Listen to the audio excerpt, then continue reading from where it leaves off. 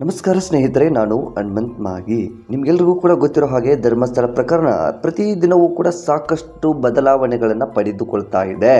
ಬೇರೆ ಬೇರೆ ರೀತಿಯಾದಂತಹ ಅನುಮಾನಗಳಿಗೆ ಈಡಾಗ್ತಾ ಇದೆ. ಬೇರೆ ಬೇರೆ ರೀತಿಯಾದಂತಹ ಕುತೂಹಲಗಳನ್ನು ತಾನು ಸೆಳೆಯುತ್ತಾ ಇದೆ. ಈ ಒಂದು ಪ್ರಕರಣಕ್ಕೆ ಸಂಬಂಧಪಟ್ಟ ಹಾಗೆ SIT ಅಧಿಕಾರಿಗಳು ಈಗ ಆ ಒಂದು ಕೆಲವೊಂದಿಷ್ಟು ಮೂಳೆಗಳು ಅಥವಾ ಬುರುಡೆಗಳು ಸಿಕ್ಕಿದ್ವಲ್ಲ ಒಂದು ಬಂಗ್ಲೆಗುಡ್ಡದಲ್ಲಿ, ಅವುಗಳನ್ನು ಕೆಲವೊಂದನ್ನು ಯಾವುದೇ ರೀತಿಯಾದಂತಹ FSL ವರದಿಗೆ ಕಳಿಸಿಲ್ಲ ಅನ್ನೋ ರೀತಿಯಲ್ಲಿ ಕೆಲವೊಂದು ಮಾಧ್ಯಮಗಳಲ್ಲಿ ವರದಿ ಆಗ್ತಾ ಇರುವಂಥದ್ದು.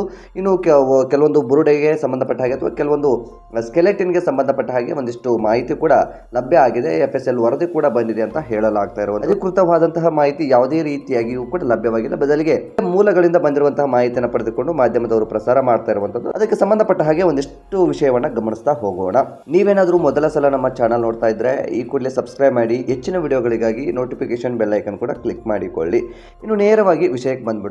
ಇನ್ನು ಧರ್ಮಸ್ಥಳ ಪ್ರಕರಣಕ್ಕೆ ಸಂಬಂಧಪಟ್ಟ ಹಾಗೆ ವಿಷಯವನ್ನ ಗಮನಿಸ್ತಾ ಹೋಗೋದಾದ್ರೆ, ನೂರಾರು ಶವಗಳನ್ನ ಉಳಲಾಗಿತ್ತು ಎಂಬ ಆರೋಪದ ಬಗ್ಗೆ, ಅಲ್ಲಿ ದೊರೆತಿರುವಂತಹ ಮೂಳೆ ಮತ್ತು ಬುರುಡೆಗಳ ಕುರಿತಾಗಿ ಅವುಗಳ ಪತ್ತೆ ಸಂಬಂಧಿಸಿದಂತಹ ಪ್ರಕರಣ ಅಥವಾ ಅವುಗಳ ಬೆನ್ನನ್ನ ಹತ್ತಿರತಕ್ಕಂಥದ್ದು ಈಗ ಮುಂದುವರೆದಿರ್ತಕ್ಕಂಥದ್ದು. ಈ ಹಿಂದೆ ಮಹಿಳೆಯರು ಮತ್ತು ಯುವತಿಯರ ಶವವನ್ನ ಊತು ಹಾಕಲಾಗಿದೆ ಎಂಬ ಆರೋಪವಿತ್ತು. ಆದರೆ ವಿಶೇಷ ತನಿಖಾ ತಂಡ ಅಂದ್ರೆ SIT ಬೆಳ್ತಂಗಡಿ ನ್ಯಾಯಾಲಯದಲ್ಲಿ ಹಾಜರುಪಡಿಸಿದ ಒಂದು ಬುರುಡೆ ಸ್ಪಾಟ್ ನಂಬರ್ 6ರಲ್ಲಿ ದೊರೆತ ಇನ್ನೊಂದು ಮತ್ತು ಸ್ಪಾಟ್ ನಂಬರ್ 15ರ ಬಳಿ ಪತ್ತೆಯಾದಂತಹ ಮೂರನೇ ಬುರುಡೆ ಸೇರಿದಂತೆ ಒಟ್ಟು 3 ಬುರುಡೆಯನ್ನು ವಿಧಿ ವಿಜ್ಞಾನ ಪ್ರಯೋಗಾಲಯಕ್ಕೆ SIT ತಂಡ ಕಳುಹಿಸಿಕೊಟ್ಟಿತ್ತು. ಇನ್ನು FSL ವರದಿ ಬಂದಿದೆ ಅಂತ ಹೇಳಲಾಗ್ತಾ ಇದೆ. ಈ FSL ವರದಿಯಲ್ಲಿ ಈ 3 ಬುರುಡೆಗಳು ಏನಿದ್ದಾವಲ್ಲ, 3 ಬುರುಡೆಗಳು ಸಂಬಂಧಿಸಿದ ಹಾಗೆ ಈ 3 ಬುರುಡೆಗಳು ಪುರುಷರದೇ ಎಂದು ದೃಢಪಟ್ಟಿದೆ ಅಂತ ಹೇಳಲಾಗ್ತಾ ಇದೆ. ಅವುಗಳ ವಯಸ್ಸು ಸುಮಾರು 25ರಿಂದ 39 ವರ್ಷಗಳ ನಡುವೆ ಇದ್ದಿರಬಹುದು ಎಂದು ತಿಳಿಸಲಾಗಿದೆ. ಈ ಬುರುಡೆಗಳ ಮೇಲೆ ಯಾವುದೇ ರೀತಿಯಾದಂತಹ ಅಲ್ಲಿಯ ಗುರುತುಗಳು ಕಂಡು ಬಂದಿಲ್ಲ ಎಂದು ವರದಿಯಲ್ಲಿ ಉಲ್ಲೇಖಿಸಲಾಗಿದೆ.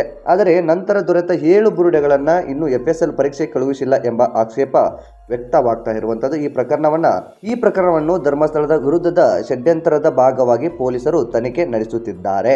ಸ್ನೇಹಿತರೆ, ಇಲ್ಲಿ ನಾನು ನಿಮಗೆ ಒಂದು ಕ್ಲಾರಿಟಿಯನ್ನು ಕೊಟ್ಬಿಡ್ತೀನಿ. ಈಗಾಗಲೇ ಈ ಒಂದು ಚಿನ್ನಯ್ಯ ಬಂದು ಯಾವ ರೀತಿಯಾದಂಥ ಸ್ಥಳವನ್ನು ತೋರಿಸಿದ, ಸ್ಥಳವನ್ನು ಮಹಜರು ಮಾಡಲಾಗಿತ್ತು, ಸ್ಥಳದನ್ನು ಉತ್ಖನನ ಕೂಡ ಮಾಡಲಾಗಿತ್ತು. ಆ ಒಂದು ಸಂದರ್ಭದಲ್ಲಿ ಏನು ಬುರುಡೆಗಳು ಅಥವಾ ಅಸ್ಥಿಪಂಜರಗಳು ಸಿಕ್ಕಿದ್ವು ಅವುಗಳನ್ನು ಮಾತ್ರ ಪರೀಕ್ಷೆಗೆ ಕಳಿಸಲಾಗಿತ್ತು. ಅವುಗಳ ವರದಿ ಕೂಡ ಬಂದಿದೆ. 3 ಸ್ಕೆಲೆಟಿನ್ಗಳ ವರದಿ ಬಂದಿರೋದ್ರಿಂದ ಅವನು 3 ಏನು ಅಸ್ಥಿಪಂಜರಗಳಿಗೆ ಸಂಬಂಧಪಟ್ಟ ಹಾಗೆ 3 ಪುರುಷರದ್ದು ಅಂತ ಹೇಳಲಾಗ್ತಾ ಇರುವಂತದ್ದು. ಇದೆಲ್ಲವೂ ಆದ ಬಳಿಕ ನಿಮಗೆ ಈಗಾಗಲೇ ಗೊತ್ತಿರೋ ಹಾಗೆ ಬಂಗ್ಲೆಗುಡ್ಡಕ್ಕೂ ಕೂಡ ಒಂದಿಷ್ಟು ಸ್ಥಳ ಮಹಜರು ಮಾಡೋದಕ್ಕೆ ಹೋಗಲಾಗಿತ್ತು. ವಿಠಲಗೌಡ ಅವರು ಸ್ಥಳವನ್ನ ತೋರಿಸಿದ್ರು ಅಂತ ಹೇಳಲಾಗ್ತಾ ಇತ್ತು. ಭೂಮಿಯ ಮೇಲ್ಭಾಗದಲ್ಲಿಯೇ ಈ ಬುರುಡೆಗಳು ಸಿಕ್ಕಿದೆ ಅಂತ ಎಲ್ರಿಗೂ ಕೂಡ ಮೇಲ್ನೋಟಕ್ಕೆ ಕಾಣಿಸ್ತಾ ಇತ್ತು. ನಿಮ್ಮೆಲ್ರಿಗೂ ಕೂಡ ಒಂದು FSL ತಂಡದವರಾಗಿರ್ಬೋದು, SIT ತಂಡದವರು ಎಲ್ಲರೂ ಕೂಡ ಹೋಗಿ ಆ ಒಂದು ಸ್ಥಳವನ್ನ ಮಹಜರು ಮಾಡಿ ನಂತರ ಅಲ್ಲಿನ ಬುರುಡೆಗಳು ಸಿಕ್ಕಿರ್ತಕ್ಕಂಥದನ್ನ ಪ್ಯಾಕ್ ಮಾಡಿಕೊಂಡು ಹೋಗ್ತಾ ಇರುವಂಥದ್ದು ಮೇಲ್ನೋಟಕ್ಕೆ ಕಾಣಿಸ್ತಾ ಇದೆ. ಅದರ ಆಧಾರದ ಮೇಲೆ ಹೇಳೋದಾದ್ರೆ, ಅವುಗಳನ್ನು ತೆಗೆದುಕೊಂಡು ಹೋದ ನಂತರ ಅವನ್ನ ಯಾವುದೇ ಕಾರಣಕ್ಕಾಗಿಯೂ FSL ವರದಿಗೆ ಈ SIT ತಂಡ ಕಳಿಸಿಲ್ಲ ಅಂತ ಹೇಳಲಾಗ್ತಾ ಇರುವಂತಹದ್ದು. ಯಾಕೆ ಕಳಿಸಿಲ್ಲ ಎಂಬುದಕ್ಕೆ ಒಂದು ಪ್ರಶ್ನೆಗೆ ಉತ್ತರ ಇಲ್ಲಿದೆ. ಇದು ಷಡ್ಯಂತರದ ಭಾಗ ಆಗಿರಬಹುದು ಎಂಬ ಕಾರಣದಿಂದಾಗಿ ಇವುಗಳನ್ನು ಕಳಿಸಿಲ್ಲ ಅನ್ನೋ ರೀತಿಯಲ್ಲಿ ಒಂದಿಷ್ಟು ಮಾಹಿತಿಗಳು ಲಭ್ಯವಾಗ್ತಾ ಇರುವಂಥದ್ದು. ಇದು ಸರಿಯೋ ತಪ್ಪೋ ಗೊತ್ತಿಲ್ಲ, ಬದಲಿಗೆ ಈ ರೀತಿಯಾದಂತಹ ಬೆಳವಣಿಗೆ ಆಗಿದೆ. ಇನ್ನು 3 ಬುರುಡೆಯ FSL ವರದಿ ಕೂಡ ಅಂದ್ರೆ ಆರಂಭದಲ್ಲಿ ಚಿನ್ನಯ್ಯ ತೋರಿಸಿರುವಂತಹ ಸ್ಥಳದಲ್ಲಿ ಆಗಿರುವಂತಹ 3 ಬುರುಡೆಯ ಎಲ್ಲ ರೀತಿಯಾದಂತಹ ಮಾಹಿತಿ FSL ಮಾಹಿತಿ ಕೂಡ ಬಂದಿದೆ ಅಂತ ಹೇಳಲಾಗ್ತದೆ. ಯಾವುದೇ ರೀತಿಯಾದಂತಹ ಹಲ್ಲೆಗೆ ಒಳಗಾಗಿ ಅವರುಗಳು ಸಾವನ್ನಪ್ಪಿಲ್ಲ ಅನ್ನೋ ರೀತಿಯಲ್ಲಿ ಒಂದು ವರದಿ ಕೂಡ ಸಿದ್ಧವಾಗಿ ಬಂದಿದೆ ಅಂತ ಹೇಳಲಾಗ್ತಾ ಇರುವಂತಹದ್ದು. ಇನ್ನು ಬಂಗ್ಲೆಗುಡ್ಡದಲ್ಲಿ ಸಿಕ್ಕಿರುವಂತಹ ಈ ಒಂದು ಬುರುಡೆಗಳನ್ನ ಯಾಕೆ FSL ಗೆ ಕಳಿಸಿಲ್ಲ ಎಂಬುದಕ್ಕೆ ಒಂದು ದೊಡ್ಡ ಪ್ರಶ್ನೆ ಆಗಿ ಇಲ್ಲಿ ಷಡ್ಯಂತರ ನಡೀತಾ ಇದೆ ಎಂಬ ಒಂದು ಕಾರಣದಿಂದಾಗಿ ಕಳಿಸಿಲ್ವೋ, ಏನು ಕಾರಣ, ಅಸಲಿ ಕಾರಣ ಏನು ಎಂಬುದು ಕೂಡ ಗೊತ್ತಿಲ್ಲ. ಬದಲಿಗೆ ಆ ಕಡೆಯಿಂದ ಯಾವುದೇ ರೀತಿಯಾದಂತಹ ಈಗ SIT ಅವರು ಕೂಡ ಯಾವುದೇ ರೀತಿಯಾದಂತಹ ಅಧಿಕೃತವಾದಂತಹ ಮಾಹಿತಿಯನ್ನು ಕೂಡ ಇದುವರೆಗೂ ಕೂಡ ಎಲ್ಲಿಯೂ ತಿಳಿಸಿಲ್ಲ. ಹಾಗಾಗಿ ನಾವುಗಳೆಲ್ಲರೂ ಕೂಡ ಇದನ್ನ ಮೇಲ್ನೋಟಕ್ಕೆ ಏನು ಕಾಣಿಸುತ್ತೋ ಅವುಗಳನ್ನ ಅಥವಾ ಯಾವುದೇ ಒಂದು ಮೂಲದಿಂದ ಬಂದಿರುವಂತಹ ಮಾಹಿತಿಯನ್ನ ನಿಮ್ಮೊಟ್ಟಿಗೆ ಹಂಚಿಕೊಳ್ಳಬಹುದೇ ವಿನಃ ಅದನ್ನು ಹೊರತುಪಡಿಸಿ ಇದು ಅಧಿಕೃತ ಮಾಹಿತಿ ಅಂತ ಹೇಳೋದಕ್ಕೆ ಸಾಧ್ಯವಿಲ್ಲ.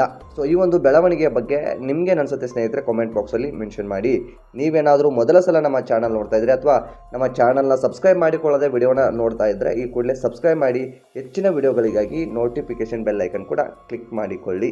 ಮತ್ತೆ ಮುಂದಿನ ವಿಡಿಯೋದಲ್ಲಿ ಸಿಗೋಣ ಸ್ನೇಹಿತರೆ. ನಮಸ್ಕಾರ.